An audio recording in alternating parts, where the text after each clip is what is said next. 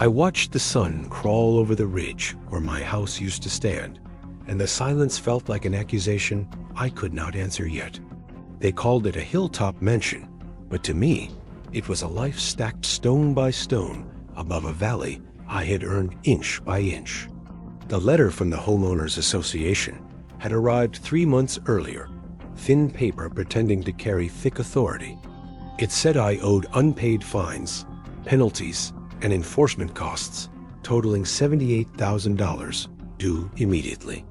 I remember laughing at first because I had receipts, canceled checks, and a stamped permit binder thicker than a law textbook.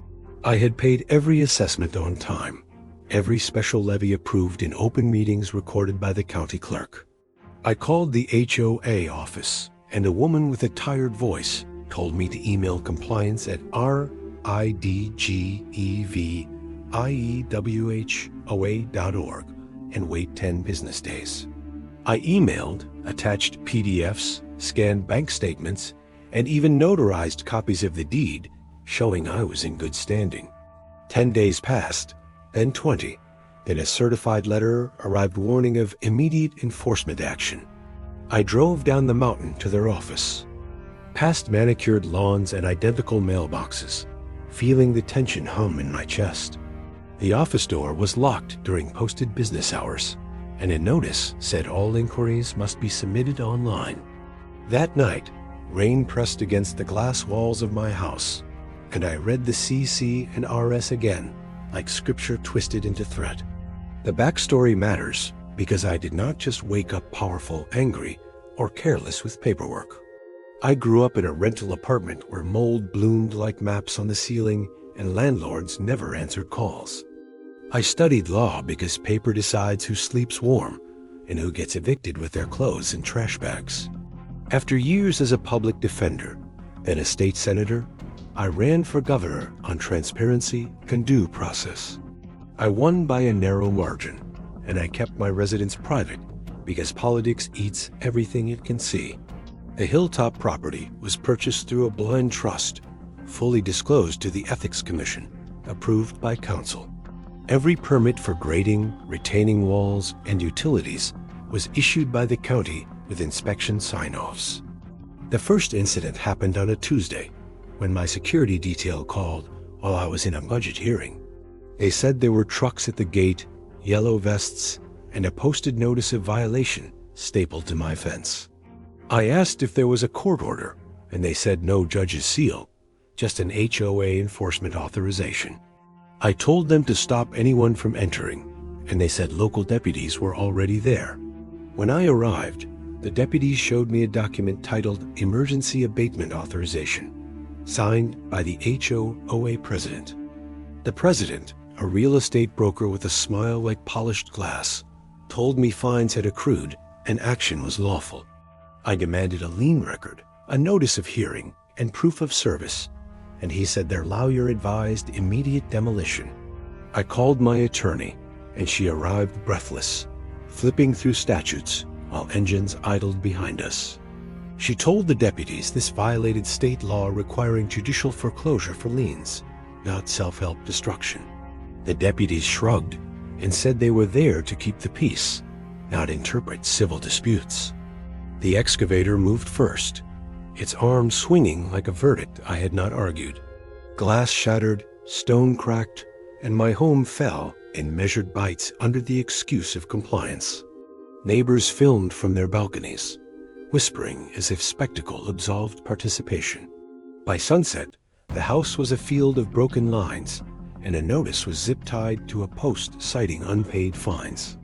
Rising tension is quiet at first, like ink drying on falsehoods.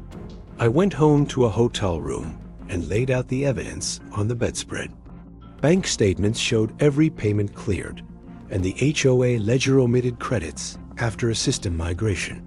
Emails showed my notices ignored, and certified mail receipts proved they had signed for my responses. County records showed no lien recorded, no hearing scheduled, and no court order issued. I requested body cam footage from the deputies under public records law. I requested contractor invoices and permits under the State Sunshine Act. I requested the HOA's contract with their counsel and the demolition firm. My phone buzzed with messages from advisors telling me to let staff handle it, to avoid optics. I stared at the ceiling and felt the old anger from that moldy apartment return, steady and precise. This was not about a house anymore, but about a system that thought paper could erase people. I promised myself I would answer with paper of my own, filed, stamped, and read aloud. The escalation began the morning after demolition, when the HOA filed a press statement calling me a delinquent homeowner. They said rules apply equally, and they said power does not excuse neglect. I read it twice, tasting the lie like metal, and I authorized my counsel to go quiet. Silence makes people sloppy, and sloppiness makes records. I ordered a forensic audit of my trust accounts, with an independent CPA sworn under oath. I subpoenaed my own bank, because nothing disarms a lie like cooperation.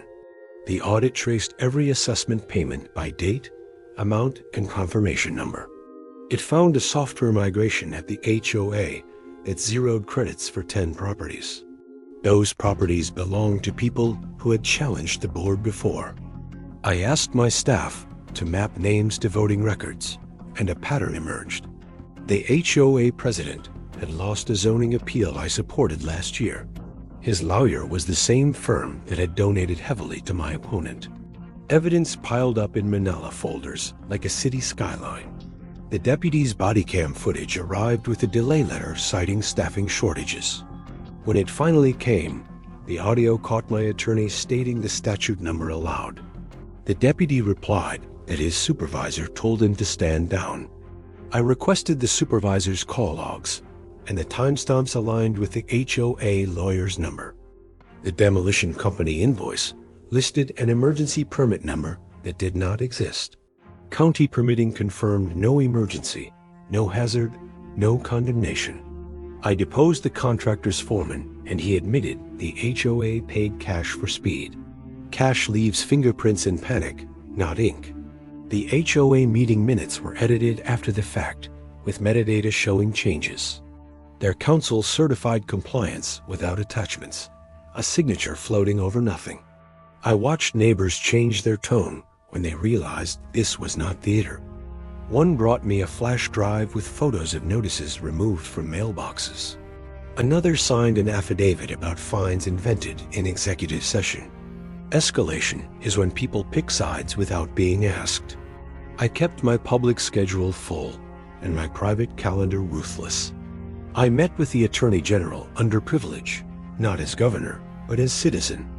I told him I would recuse from any criminal referral touching my office.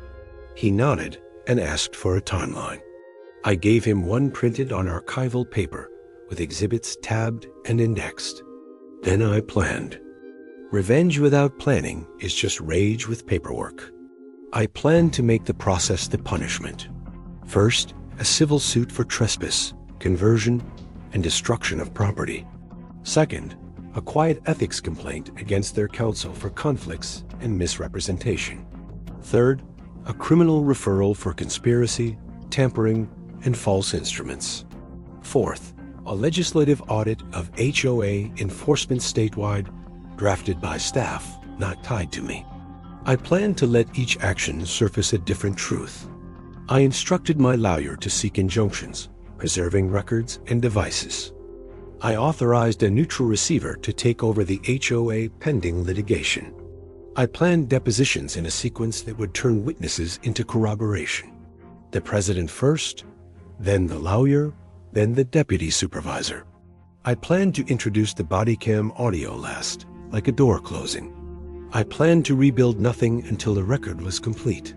The plan included consequences, not spectacle. I would not threaten, grandstand, or tweet. I would let judges do what judges do when fed clean facts. The HOA escalated too, filing a countersuit alleging abuse of power. They requested sanctions and demanded my recusal from any related state action. My counsel smiled and said discovery would be illuminating. At the first hearing, the judge asked why there was no lien. The HOA lawyer spoke about emergency authority and community safety. The judge asked for the statute. Silence stretched like a pulled thread. The judge ordered expedited discovery and warned against spoliation. Outside the courthouse, cameras waited, and I said nothing. That night, my phone rang with a blocked number. A voice suggested settlement, quick money, confidentiality. I asked if they would rebuild the house stone for stone. The line went dead. Evidence has a way of attracting confessions when doors close. An HOA board member resigned and sent an email apologizing for pressure.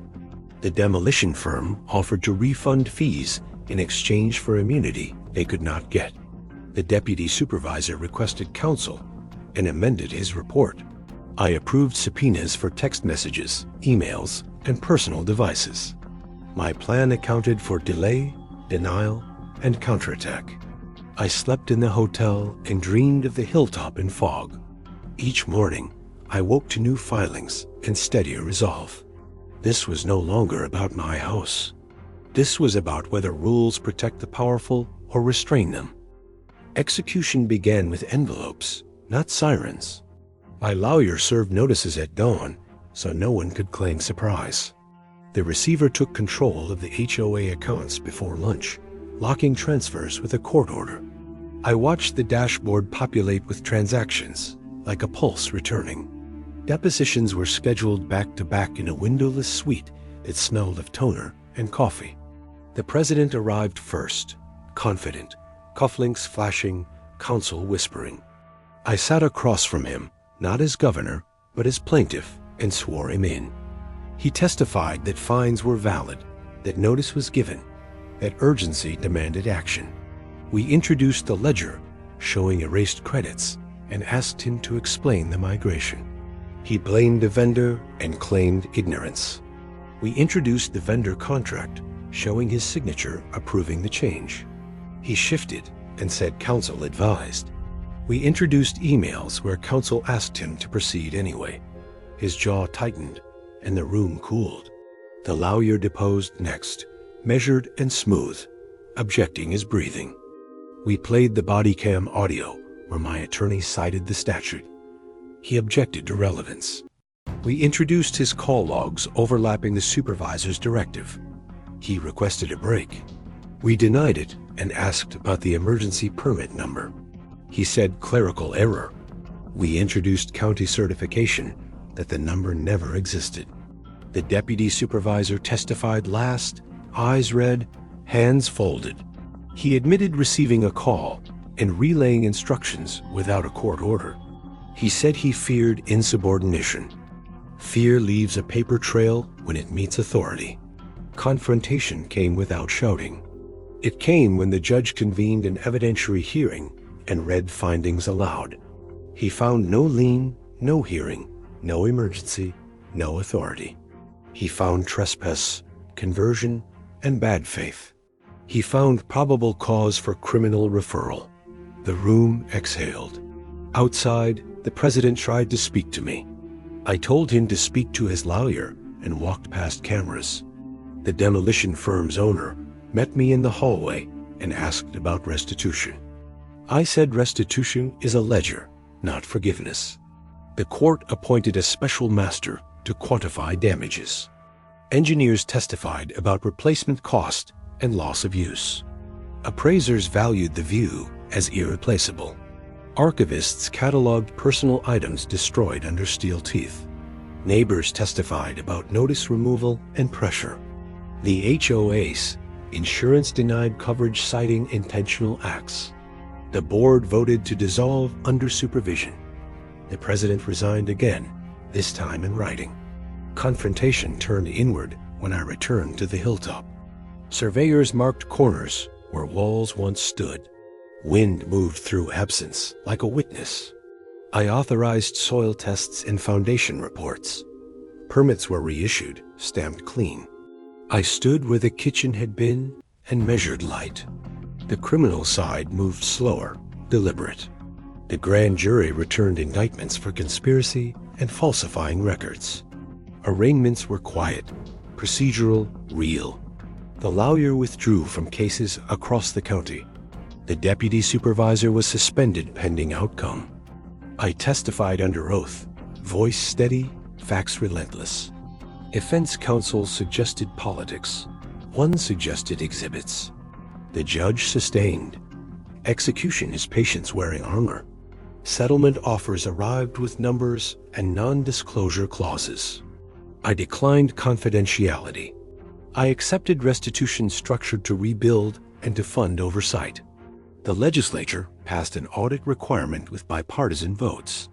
I recused publicly and permanently from its enforcement. Confrontation ended not with an apology, but with orders. Orders to pay, to restore, to reform. I signed a contract with a builder who understood stone. The first truck arrived with permits taped to the windshield. I watched the sun fall where walls would rise. Justice is loud only to those who ignore it. The case was not over. Legal consequences arrived like winter, slow, and unavoidable. The sentencing hearings filled the courtroom with spreadsheets in silence. The president pled to a reduced count in exchange for testimony and restitution. The lawyer fought and lost, disbarred after findings of dishonesty and obstruction. The deputy supervisor accepted probation and mandatory ethics training. A career bent but not broken. The demolition firm paid fines, lost licenses, and learned that speed costs more than patience. Judgments entered with interest, fees, and findings that would follow residents forever. Insurance carriers filed subrogation actions that clawed back every penny they could. The receiver filed a final report showing the HOA insolvent by its own hand. A court-ordered election dissolved the board and transferred common assets to a trust. The trust hired an administrator, bound by statute and daylight. I signed nothing related to enforcement and recused again, publicly, redundantly, correctly. Payoff is not a check, but a balance restored. The special master's number landed heavy, precise, and justified. Restitution funded reconstruction, oversight, and a compensation pool for neighbors fined in error. The builder poured footings under inspection, each stamp a small redemption. Stone arrived quarried to match memory, laid by hands that measured twice. I approved change orders the way I approve laws, slowly and in writing. The view returned first, then walls, then rooms with purpose. Legal mail thinned and then stopped. The last appeal was denied without comment. The press moved on. I stood in a nearly finished living room and listened to wind find corners again. The epilogue is quiet because consequences did their work. I hosted no ribbon cutting. I invited neighbors for coffee and left the doors open. Some apologized, some did not, and both were fine. I placed the permit binder on a shelf where guests could see it. Paper belongs where people can read it. I signed a lease for a temporary office downtown and kept my home a home. At the next election, my opponent tried to resurrect the story. Voters asked for documents. He had none. I learned that revenge is not about humiliation. It is about alignment, when facts meet process and the truth stands upright. The Hilltop holds again, not as a fortress, but as proof. If you've ever been told rules are equal while power cheats, remember this. I thought it was over, but endings have echoes when concrete sets and laws travel. Letters arrived from across the state, envelopes thick with copies and hope. People wrote about fines that appeared overnight and hearings that never happened. They asked how to start when the board already decided. I answered some myself, late, with a pen that scratched patience into paper. I funded a legal clinic through the Restitution Trust, staffed by lawyers who love footnotes. They taught neighbors to request records, to count days, to insist on service. The clinic won small cases that never made news and changed lives anyway. A retired teacher got her lien released and slept without alarms. A contractor got his license back after proving the ledger lied. Process repeated becomes culture. The rebuilt house finished in stages, inspections signed in blue ink. I planted trees along the ridge and marked them with dates. The wind learned new paths and forgave the old ones. I kept the first stone from the demolition, cleaned and heavy. It sits by the door where shoes leave dust. When staff ask if the ordeal was worth it, I answer with permits. I show them the binder and the receipts and the court orders. I tell them power should never skip the line. On the anniversary, a journalist asked if I felt vindicated. I said vindication is a word people use when they want applause. I wanted compliance. The state audit reported a drop in HOA enforcement abuses. Boards hired compliance officers and recorded meetings they once hid. Lawyers added clauses they once cut. Deputies asked for orders they once waved away. None of it was dramatic, which is how justice prefers to work. I still wake sometimes before dawn and listen for engines. Then I hear birds and a far road and the house breathing. The hilltop holds. If this story reached you because something of yours was taken with paperwork and smiles, read your documents. Request records. Count days. File motions. Stand in rooms and say statute numbers out loud. The next part is where stories usually stop, but systems do not. A year later, a clerk called my office to ask about retention schedules. She said records were missing in another county, and the pattern felt familiar. I told her to follow the statute and copy the Inspector General. She did, and the paper trail woke up like a long animal. Investigations spread without my name attached, which was the point. I read reports at night, the way some people read weather. Storms form when rules are treated like suggestions. The rebuilt house hosted hearings once, unofficial, folding chairs and microphones borrowed. Residents spoke about fines that grew teeth when questioned. I listened and took notes and never promised outcomes. Outcomes belong to process, not people. A lobbyist tried to corner me at a fundraiser and said HOAs needed flexibility. I said flexibility is what muscles have, not laws. He laughed and backed away. Contracts changed language quietly the next quarter. A developer withdrew a clause allowing self-help demolition. Banks updated underwriting checklists to require recorded liens. Title insurers added exceptions that forced disclosure. The Hilltop became a footnote in continuing education courses. My case citations showed up on slides with neutral fonts. That was a better monument than stone. On a cold morning, I received a photograph of my old front door, found intact in storage. The demolition firm had cataloged debris after the indictments. I hung the door in a hallway that leads nowhere, a reminder of thresholds. Visitors ask about it, and I tell them the short version. They always ask what I felt when the excavator swung. I tell them I felt clarity. Clarity is when you know what must be done and how long it will take. The law is slow because it counts. Counting is respect. When election season returned, ads tried to paint me as vindictive. I responded with silence and filings already public. Debates asked about housing policy, and I spoke about process again. Voters nodded because process is shelter. The night I won re-election, I went home early. I stood on the ridge and watched lights scatter in the valley.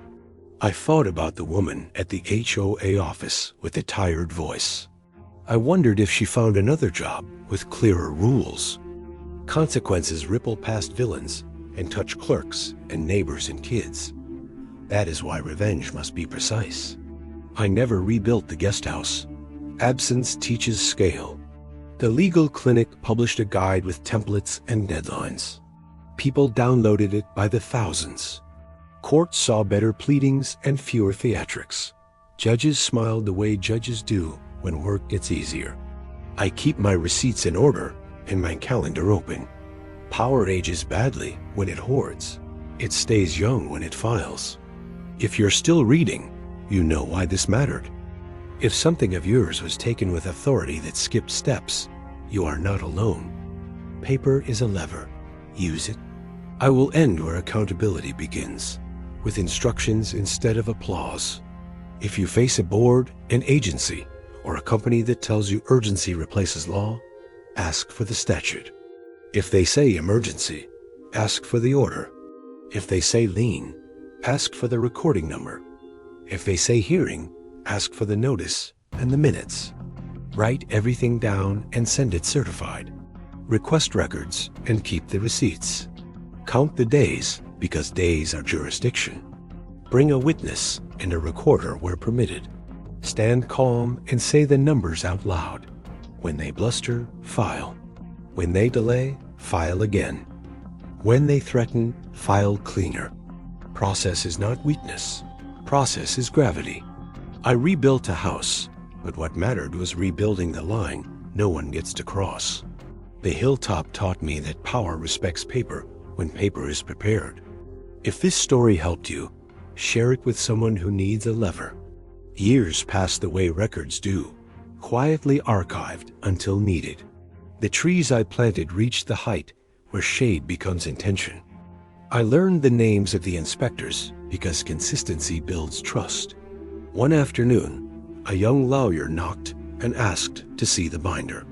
She had a case where a board cited aesthetics to mask retaliation. We sat at the table and turned pages without hurry. She asked how I stayed steady when the house fell. I told her steadiness is borrowed from deadlines. A storm took offense one winter, and the permit to repair arrived faster than the rain. Neighbors noticed and smiled at the small fairness of it. The clinic expanded into rural counties where power hides in distance. They trained paralegals, who trained volunteers, who trained patients. A statute I supported years earlier was amended to clarify service requirements. The amendment carried no dedication and needed none. At a conference, a judge cited my case without naming me. He spoke about self-help as a temptation that corrodes. The room wrote notes like prayer. I kept my calendar clear on demolition anniversaries, not for mourning, but for review. I read the orders again and remembered the silence after glass. Silence teaches listening. A developer sent a holiday card thanking me for clarity. I recycled it and kept the envelope as evidence. My children asked why the door hung in a hallway. I told them doors are questions, not walls. They nodded and ran through the house, counting steps. When I travel, I stay in places with thin walls. I like to hear life and remember scale.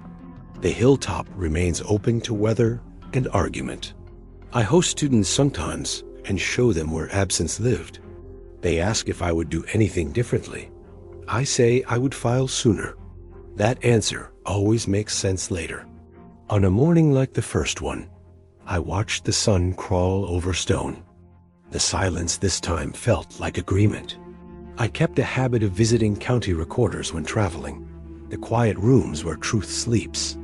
Clerks recognized my name less often as time passed, which meant the work had outlived the noise. A farmer brought me a deed with a margin note older than the courthouse. We traced it through fire, flood, and ink changes until ownership strayed again. He cried once and apologized for it, and I told him paper carries water better than people. The clinic started a fellowship and named it after no one. Graduates took jobs where boredom guards fairness. I funded scanning projects so records could not hide in basements. Counties saved money and tempers cooled. A sheriff called to ask about serving orders on boards that duck service. I told him service is respect delivered on time. He laughed and wrote it down. At home, the stone warmed and cooled with seasons. I learned which birds prefer the ridge and when they arrive. Life returned without asking permission.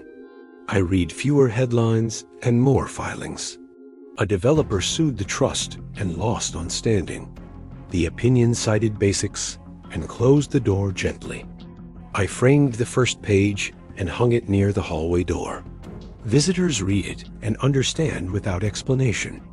I keep my phone on silent during storms. Paper waits. When people ask if I'm done, I say I am current. Being current is the best defense. If you're holding a letter that scares you, breathe and read it twice. Fear rushes. Paper does not. Stand where the law expects you to stand and speak clearly, then file. I learned that stories persist because records persist, and both need custodians. A clerk emailed me a scan of a ledger page with pencil marks that didn't belong. We traced the pencil to a hand that thought erasers were absolution. They are not. Absolution requires a judge and a date. I visited a law school and spoke about boring victories. Students leaned forward when I said boredom is safety. They want capes, but they need calendars. At home, the door in the hallway caught afternoon light and held it. I oiled the hinges once a year so it would never squeal. Silence should be chosen, not forced. The Ridge hosted a prescribed burn, supervised by permits and radios. Fire cleans when rules guide it. I signed the inspection report and felt gratitude for checkboxes. A neighbor asked if HOAs could ever be good. I said tools depend on hands and manuals. The trust published an annual report with graphs no one argued about. Arguments shrink when data grows. A judge retired and sent a note thanking me for clean briefs. I thanked him for reading them. Mutual respect is paperwork with a pulse. I still keep a spare copy of the statutes in the car. You never know when a room will need numbers spoken aloud. The valley changed, new roofs, old roads, the same wind. I stood on the ridge and felt the house steady under my feet. Steady is earned. If you take anything from this, take the habit. Document, serve, count, file. Then let the law, slow and exact, do the rest. Time folded back on itself the day a new HOA president asked for a meeting. He arrived with a binder copied from mine and an apology practiced but sincere. He said the board wanted training before they enforced anything again. I said training is cheaper than rebuilding and handed him statutes highlighted in yellow. He asked about discretion. I said discretion lives after notice, not before. We shook hands without cameras. A week later, a memo went out statewide clarifying enforcement limits. It cited cases and timelines and consequences without adjectives. That is how you scare misconduct, with predictability. I walked the ridge at dusk and watched shadows lengthen like paragraphs. The house held heat and memory, and none of the old anger. Anger had done its job and retired. A reporter called about a different scandal and wanted a quote. I declined and sent her to the filings. She read them and wrote a better story. Some nights, I still hear the excavator in dreams. I wake and write dates in a notebook until the sound fades. Dates anchor fear. The clinic moved into a permanent space with glass walls and long tables. People filled forms together and learned each other's names. That mattered more than outcomes. A board tried to rush an emergency again and stopped when the clerk asked for the order. The clerk smiled later and said it felt good to ask. Power changes when questions become normal. I hosted a quiet dinner on the Hilltop for inspectors, clerks, and deputies. We talked about kids and weather and calendars. No speeches. Trust builds sideways. The door in the hallway creaked once, and I oiled it again. Maintenance prevents drama. A letter arrived with no return address, thanking me for the guide. Inside was a copy stamped received with a date circled. I pinned it to a corkboard near the binder. Proof of life. The work continues because it must. I am ready when the next envelope arrives. The envelope did arrive, years later, heavier than most, and addressed by hand. It came from a county I had never visited, postmarked small and careful. Inside was a notice of intent, drafted wrong in 3 places and right in none. A board had tried self-help again, this time against a widow with a surveyor's map and no lawyer. I felt the old clarity settle, not anger, not pride, just sequence. I called the clinic director and forwarded the scan.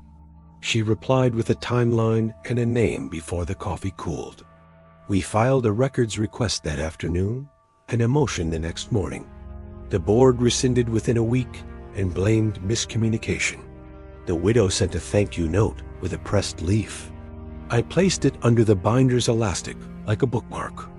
At the Capitol, a staffer asked why I still read filings myself.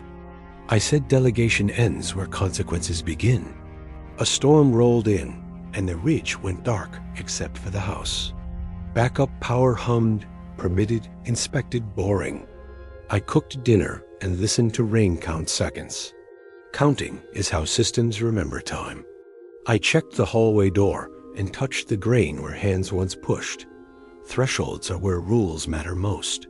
The next day, a training webinar filled beyond capacity. Clerks asked about service by posting and when it fails. I answered with citations and a smile they could hear. A judge emailed a question about emergency definitions. I replied with a case and a comma. Commas save lives when sentences decide houses. The valley below added lights and lost some stars. Progress edits the sky the way ordinances edit land. I keep a telescope by the window to remember scale. When people ask if I ever regretted fighting, I think of quiet kitchens restored. Regret requires an alternative, and there was none. The work is not heroic, and never was. It is clerical, patient, and relentless. I will keep the binder current and the door oiled. I will answer envelopes and count days. If you are reading this because a letter scared you, open it and read it again. Then read the statute it cites and the one it should have. Stand where you're allowed to stand and speak clearly. File and let time do the rest. I locked the binder and slid it onto the shelf where light could reach it without asking. The hilltop was quiet in the way work finished makes quiet honest. I walked the ridge one last time that night and felt no urge to count steps. The house stood because it was allowed to stand, and that mattered. I turned off the lights and let the valley keep its own rhythm. Power did not follow me home anymore. It stayed where it belonged, inside rules, inside dates, inside ink. I learned that revenge is not the moment you strike back, but the moment you no longer have to. The door in the hallway held steady, hinges oiled, question answered. I slept without listening for engines. Morning came without evidence to gather. When the next letter arrives, it will meet a calm hand and a clear desk. Until then, the hilltop holds, the law holds, and so do I.